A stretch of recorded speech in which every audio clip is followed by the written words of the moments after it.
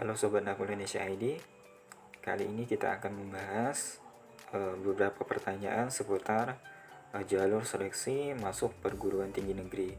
Nah, seperti biasanya setiap tahun selalu kita dengar ada jalur seleksi SNPTN, kemudian SBMPTN, seleksi mandiri PTN, SMPN, SBMPN untuk politeknik, kemudian untuk jurusan keagamaan, yakni ada SPAN dan UMPTKN. Kemudian juga yang selalu kita pertanyakan berkaitan dengan integrasi dengan beasiswa Indonesia Pintar atau KIP kuliah yang sekarang kita kenal sebagai pengganti dari bidik misi. Nah, pertanyaan pertama yang biasanya sangat membingungkan ya berkaitan dengan perbedaan antara setiap jalur seleksi yang akan kita ikuti untuk masuk perguruan tinggi negeri, yakni apa sih bedanya. Nah, jadi yang pertama memang secara khusus pembahasannya berkaitan dengan SNPTN, SBMPTN, dan jalur mandiri. Namun juga akan kita tetap bahas berkaitan dengan masuk politeknik negeri dan universitas keagamaan. Nah, di sini SNPTN sendiri adalah seleksi nasional masuk perguruan tinggi negeri, yakni biasa setiap tahunnya ini selalu di permulaan awal tahun sebagai jalur pertama untuk memasuki perguruan tinggi negeri. Nah, di sini SNPTN pada tahun sebelumnya juga sudah mengakomodasi untuk politeknik negeri untuk jenjang serata D4. Jadi SNPTN di sini jalur seleksinya menggunakan prestasi akademik yang dibuktikan dengan nilai raport. Adapun nilai raport yang diperhitungkan dalam seleksi untuk penentuan ya siswa eligible yang ditentukan oleh sekolah. Ini yang pertama untuk jurusan IPA sendiri adalah matematika, kemudian bahasa Indonesia, bahasa Inggris, kimia, fisika, dan biologi. Kemudian untuk jurusan IPS ini ada matematika, bahasa Indonesia, bahasa Inggris, sosiologi, ekonomi, dan geografi. Kemudian untuk jurusan bahasa sendiri ini ada matematika, bahasa Indonesia, bahasa Inggris dan sastra Indonesia, antropologi, dan salah satu bahasa asing. Kemudian untuk SMK ya, atau nilai mata pelajaran yang diseleksikan pada siswa eligible yakni matematika, bahasa Indonesia, bahasa Inggris, dan kompetensi keahlian. Nah, jadi sebelum siswa bersaing di tingkat nasional, jadi siswa terlebih dahulu ditentukan berdasarkan mata pelajaran tadi untuk pemeringkatan di tingkat sekolah.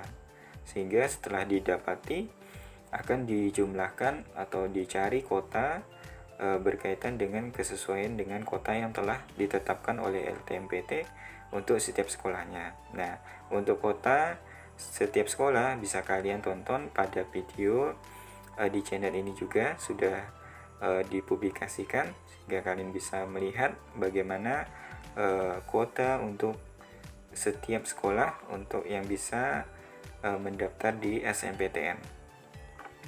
Biasanya kuota sekolah ini berdasarkan jumlah siswa plus dengan akreditasi sekolah, dimana sudah kita bahas pada video sebelumnya bahwa akreditasi juga menentukan kuota setiap sekolah.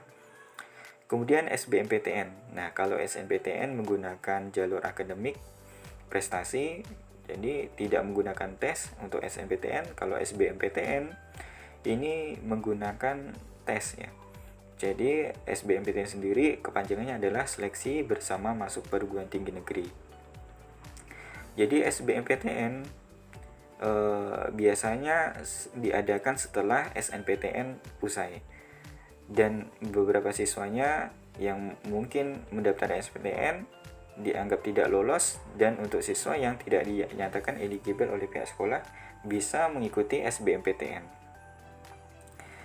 Nah, untuk SBMPTN jadi ini menggunakan ujian tertulis berbasis komputer atau yang kita kenal sekarang sebagai UTBK sebagai indikator untuk bersaing memperebutkan tempat di setiap prodi pada universitas.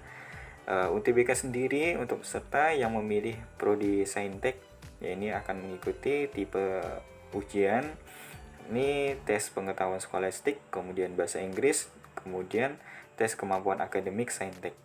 Untuk siswa yang memilih prodi di Soshum atau Sosial Hukum, maka mengikuti tes pengetahuan skolastik, kemudian bahasa Inggris, dan tes kemampuan akademik di bidang Soshum. Kemudian juga pada UTBK, SBMPTN juga kita bisa memilih prodi campuran. Misalkan kalian pemilihan prodi yang kalian pilih ada di Saintek dan di Soshum, maka kalian bisa mengikuti tes berupa campuran dari Saintek dan Soshum. Atau kita bisa lihat di sini juga untuk tipe tesnya adalah skolastik, kemudian bahasa Inggris, kemampuan Saintek, dan kemampuan Soshum. Kemudian untuk jalur mandiri, nah jalur mandiri ini biasanya adalah jalur ketiga setelah SNMPTN, SBMPTN usai dilaksanakan. Nah, biasanya kuota yang tersisa inilah akan diperebutkan oleh calon mahasiswa yang ditentukan oleh perguruan tinggi negeri masing-masing. Nah, biasanya kita tidak menggunakan lagi akun LTMPT untuk mendaftar di jalur mandiri. Biasanya kebijakan baik untuk pendaftaran, tes, dan sebagainya ini ditetapkan oleh PTN yang kita tuju. Kemudian tadi kita bahas di SNMPTN dan SBMPTN. Untuk Politeknik strata D4 itu masuk pada SNMPTN dan SBMPTN. Lalu untuk D3-nya bagaimana? Nah, untuk D3 Politeknik biasanya melaksanakan yang namanya SMPN dan SBMPN. Hampir sama dengan SNMPTN dan SBMPTN. Jika SMPN itu menggunakan jalur akademik atau prestasi, kemudian kalau SBMPTN menggunakan tes. Nah, juga menggunakan tes. Kemudian untuk jalur universitas keagamaan atau institut keagamaan, walaupun sebenarnya sudah masuk juga di SNMPTN dan SBMPTN, juga menyediakan jalur seleksi yang namanya SPAN PTKIN dan UMPTKIN, yang mana perbedaannya SPAN PTKIN juga menggunakan jalur prestasi, sedangkan UMPTKIN menggunakan jalur tes. Nah, ini beberapa perbedaan dari setiap jalur seleksi yang kalian inginkan untuk masuk perguruan tinggi negeri, baik yang umum maupun keagamaan. Kemudian pertanyaan kedua. Nah, pada tanggal 4 Januari kita akan memulai membuat yang namanya akun LTMPT. Lalu apa sih fungsi dari akun LTMPT? Jadi ini sangat membingungkan bagi calon mahasiswa yang belum mengetahui. Nah, akun LTMPT sendiri, jadi ini merupakan pintu gerbang siswa untuk mendaftarkan diri pada seleksi SNMPTN dan SBMPTN. Jadi siswa yang akan mendaftar di perguruan tinggi sebagai calon mahasiswa wajib memiliki akun LTMPT. Jika tidak memiliki, maka siswa tersebut tidak bisa mendaftarkan diri pada jalur SNMPTN dan SBMPTN. Jika kita lihat dari sumber web LTMPT, akun LTMPT ini berfungsi sebagai mengelola dan mengolah data calon mahasiswa untuk bahan seleksi jalur SNMPTN dan SBMPTN oleh rektor PTN atau universitas yang kita tuju. Kemudian juga di dalamnya berisikan identitas calon mahasiswa, kemudian tempat untuk menentukan pilihan perguruan tinggi negeri yang akan kita tuju dan program studinya.